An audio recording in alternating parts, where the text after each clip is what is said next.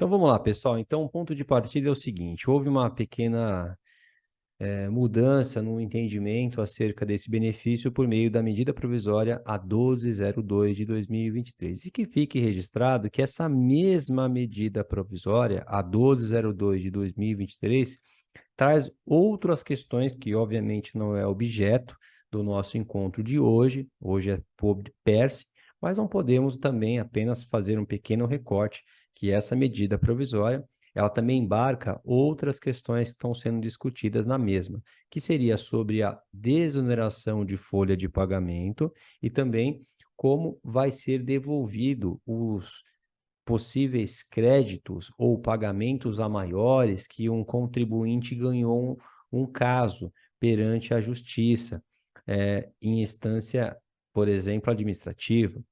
E aí, nesse sentido, está sendo discutido como que vai ser devolvido as condições. Então, essa medida provisória tem justamente três etapas: falar de PERSE, falar sobre desoneração de folha de pagamento e também falar sobre como que o fisco vai devolver os contribuintes que tenham processo já com seu trânsito em julgado. Então, ainda há um debate acerca disto, mas a medida provisória que está sendo apreciada pelo Congresso Nacional, ela foi aqui, como vocês observam, foi publicada no Diário Oficial no dia 29/12 de 2023, então, ou seja, bem ao final do ano. E é de praxe, né? O Congresso Nacional tem ali um momento de férias, então há de ser avaliado isso dentro da sua perspectiva de expediente, trabalhando-se pelo Congresso. Então, assim, em regra, embora a medida provisória em regra também tem os seus efeitos imediatos, nesse caso, aqui não. Nesse caso, os seus efeitos não se dão de forma imediata. Vai ser previsto a partir, então, do dia 1/4 de 2024, caso assim não aconteça nada fora do comum. Então, eventualmente, pode ser que essa medida provisória, ela sim seja iniciada em 1/4 de 2024. Mas ainda há muito a ser discutido. Mas eu quero deixar para vocês esse texto que aqui eu menciono, que aqui eu digo o seguinte para vocês poderem observar. Então, foi publicada essa medida provisória, onde o objetivo dela é revogar a desoneração fiscal do PERSE. O que é desoneração fiscal? Ela quer, então, fazer com que o PERSE perca a sua eficiência, porque o PERSE ele está previsto para ir até 2027. Esta é a previsão, assim, quando foi colocado nos seus termos. Com isso, a alíquota de PIS e COFINS e CSLL vigoram até dia 31/3 de 2024. Quanto à desoneração do IRPJ, pode ser utilizada até 31/12 de 24. Para, então, o IRPJ tem, então, um detalhe importante que nós precisamos estar atento. Agora, para PIS, COFINS e CSLL, vai vigorar até dia 31/3 de 24, se nada acontecer. Digamos, nenhum movimento, talvez, por parte do Congresso. Mas, pelo que, já antecipando, que nós estamos verificando por parte das movimentações do governo, sobretudo também do Congresso Nacional, não há desejo que seja descontinuado o PERSE. Pelo contrário, a força está muito alta para que assim mantenham o PERSE. Eu tenho talvez uma percepção de que o PERSE vai continuar. Acho muito improvável que vai prosperar o descontinuamento, porque vai realmente prejudicar muito quem está gozando desse benefício, até porque você dá um benefício e tira o benefício, isso também vai gerar bastante litígios em relação a esse assunto, até porque a Andressa, que está aqui presente, advogada, atuante também na área do contencioso, sabe muito bem de que quando você se vê fragilizado sobre um assunto, você pode socorrer ao judiciário. E esse assunto, inclusive, doutora Andressa, já tem liminares favoráveis que algumas empresas já estão preocupadas, estão ingressando, inclusive.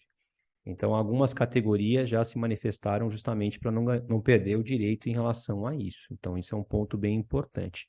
Então, para aqueles que não querem aguardar as definições do Congresso Nacional, se vai derrubar essa medida provisória, busque o seu advogado de confiança já para antecipar esses fatos, porque, obviamente, você que não está pagando PIS e COFINS, e IPJ e contribuição social, 4 tributos, e de repente você, a partir então de abril, ter que pagar, não parece uma boa ideia.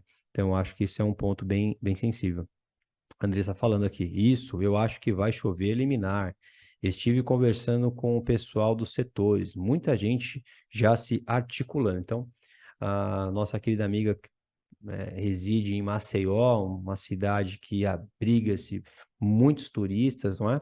Então, imagina como que isso pode prejudicar o alcance, por exemplo, de locais desta ordem, né? Então, um ponto bem interessante. Bom, mas para que eu possa garantir que todos estejam na mesma página, né, eu quero aqui até colocar alguns pontos da desoneração tributária. Então, o que que o PERSE ele se dispõe? Então, a partir de quando que isso começou a funcionar? Eu deixei aqui na planilha esse ponto para que depois você possa fazer como fosse um checklist. E aqui o artigo 4º da Lei 14.148 de 21, onde foi instituída, então, a dinâmica do PERSE, ele traz que, para as pessoas jurídicas pertencentes ao setor de eventos e turismo, a redução a zero por um prazo de 60 meses. Isso significa 5 anos. A contar do início de produção dos efeitos desta lei. Qual lei? Essa lei aqui citada, que é a 14.148 de 21. Então, dito isso, todos esses tributos, então, para quem já trabalha nesses setores, eles não precisam pagar esses tributos. Ponto. Basicamente, a linha do PS, talvez a parte mais expressiva que chama a atenção é isso. Mas vamos aqui a algumas particularidades, não é?